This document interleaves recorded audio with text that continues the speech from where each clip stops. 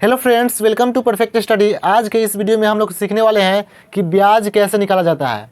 जैसे कि मान लीजिए आप किसी को सूद या ब्याज पे पैसा दिए हो या किसी से ब्याज पे पैसा लिए हैं, तो आप उस कंडीशन में ब्याज का हिसाब कैसे करेंगे, वही इस वीडियो में हम लोग कंप्लीट स्टेप बाय स्टेप सीखने वाले हैं। तो बने रहे इस वीडियो में लास्ट तक। तो वीडियो को कंप्लीट देखिएगा ताकि आप कभी भी ब्याज अगर लेते हैं तो वहाँ पे क्या होते हैं, ठगी के शिकार बन जाते हैं। तो इस वीडियो को देखने के बाद आपके सारे डाउट क्लियर हो जाएगा और खुद से निकाल सकते हैं कि आपका जो ब्याज लिए हैं या दिए हैं उसका हिसाब कितना होगा। तो चलिए स्टार्ट करते हैं। तो यहाँ पे मैंने क्वेश्चन ले रखा है। क्वेश्चन है 15,000 रुपया लिए हैं 4% पर। ये जो 4% है ये मंथली चार्ज लगेगा, ठीक है, ये हर महीना चार्ज लगता है। तो 15,000 रुपया लिए हैं 4% पर, दिनांक 1/6/2022 को। कितना लिए है? 15,000 रुपया 4% पे, ये मंथली चार्ज लगेगा, दिनांक 1/6/2022 को। आपको सबसे पहले डेट निकालना होगा कि आज कितना डेट है और कब लिए थे, ठीक है। तो कितना दिन हुआ वो तो सबसे पहले डेट निकालना होगा। तो सबसे पहले हम डेट निकालते हैं। तो यहाँ पे क्या करना होगा, सबसे पहले यहाँ पे लिखना होगा आज का दिनांक। तो आज का दिनांक में हम वीडियो बना रहे हैं, तो आज का डेट है 2 तारीख 12 महीना, यानी 12वां महीना है और 2023 चल रहा है। जो आज का दिनांक है 2/12/2023, ये है आज का दिनांक। तो यहाँ पे हम लिख देते हैं आज का दिनांक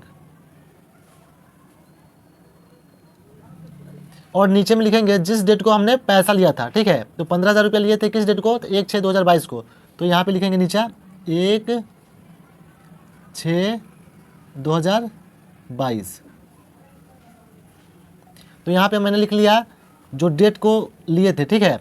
ये तो आपका दिन हो गया, तो यहाँ पे हम दिन लिख लेते हैं, दिन। ये आपका महीना है और ये आपका वर्ष है। तो इतना आप लोगों को क्लियर हो गया होगा। अब इसके बाद क्या करना है, आपको ना सिंपल सा ऊपर में से नीचे को घटा लेना है। तो जनरली हम लोग क्या करते हैं, घटाव में जो है दाहिने साइड से घटाते हैं, लेकिन इस घटाव में हम लोग क्या करेंगे, इस बाएं साइड से घटाएंगे, ठीक है। तो घटा लीजिए, 2 में से 1 घटेगा तो 1 बचेगा। तो यहाँ पे 0 1 लिख लेते हैं। फिर 12 में से 6 जाएगा, यानी 12 में से 6 घटेगा, 12 महीने में से 6 महीना, तो यहाँ पे 6 महीना बच जाएगा। 2023 में से 2022 घट रहा है, तो यहाँ पे ऐसे भी घटा सकते हैं। 2 में से 2 गया 0, यहाँ पे 0 में से 0 जा रहा था 0, 2 में से 2 गया 0 और 3 में से 2 गया 1। 2023 में से 2022 घटाएंगे तो यहाँ बचेगा 1। तो ये आ गया आपका डेट निकल कर, ठीक है। तो सबसे पहले डेट निकालेंगे, ठीक। उसके बाद हम लोग क्या करेंगे, अब जितना पैसा लिए हैं उसको हम यहाँ पे लिख लेंगे। तो 15,000 रुपये लिए हैं तो 15,000 रुपये लिख लेते हैं। और कितना प्रतिशत पे? तो 4% पे। तो यहाँ पे लिखेंगे गुना का निशान और 4% है तो यहाँ पे लगाएंगे 4 और प्रतिशत को हटाएंगे। यहाँ पे जो प्रतिशत है उसको हम हटाएंगे तो बटा में लिखेंगे हमेशा 100। प्रतिशत को जैसे ही हटाएंगे तैसे ही बटा में लिखेंगे 100। अब जो कटने वाला है उसको काट लेते हैं। तो 2 जीरो से यहाँ पे 2 जीरो कट गया। अब गुना कर लीजिए, 150 गुना में 4 तो हो जाएगा यहाँ पे 15 चौका 60 और यहाँ पे 1 जीरो बच रहा है तो यहाँ पे लगा देंगे तो हो जाएगा 150 गुना 4 600। ये हुआ क्या, ये हुआ जो 600 आया, ये हर महीने का ब्याज आया, ये हर महीना का ब्याज है, हर महीना। 600 जो है ये हर महीने का ब्याज है, ठीक।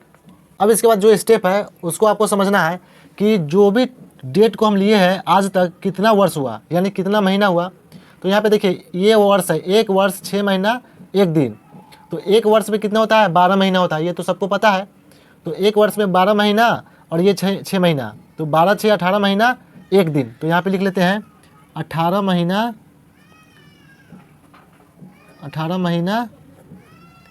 1 दिन।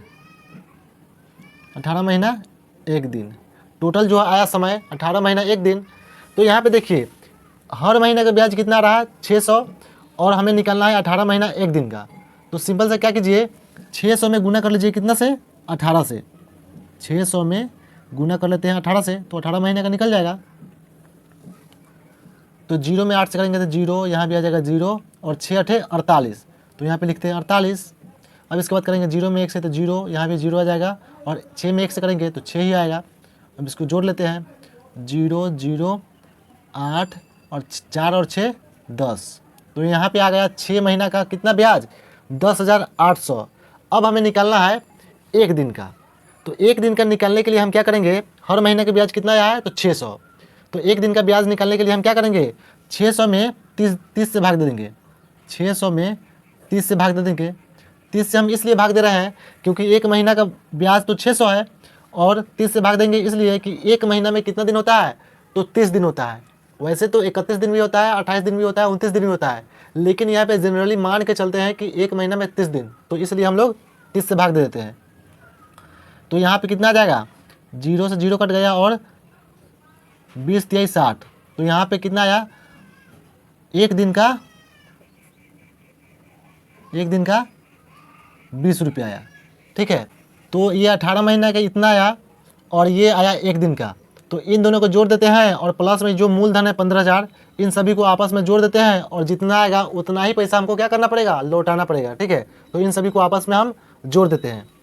तो ब्याज आया है 10,800 और एक दिन का आया है 20, तो कितना हो जाएगा 10,820। तो यहाँ पे लिख लेते हैं 10,820। ठीक है, ये है ब्याज।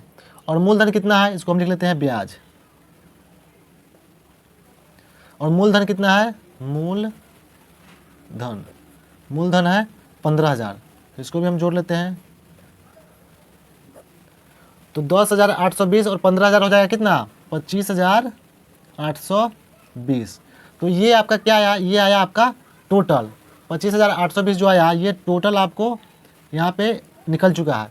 तो यही जो पैसा है 25,820, यही आपको क्या करना पड़ेगा, जिस व्यक्ति से आप पैसा कर्ज पे लिए हैं यानी ब्याज पे लिए हैं उसको आपको लौटाना पड़ेगा, मूलधन और ब्याज दोनों। तो इस तरह से आप कोई भी ब्याज बहुत ही आसानी से निकाल सकते हैं।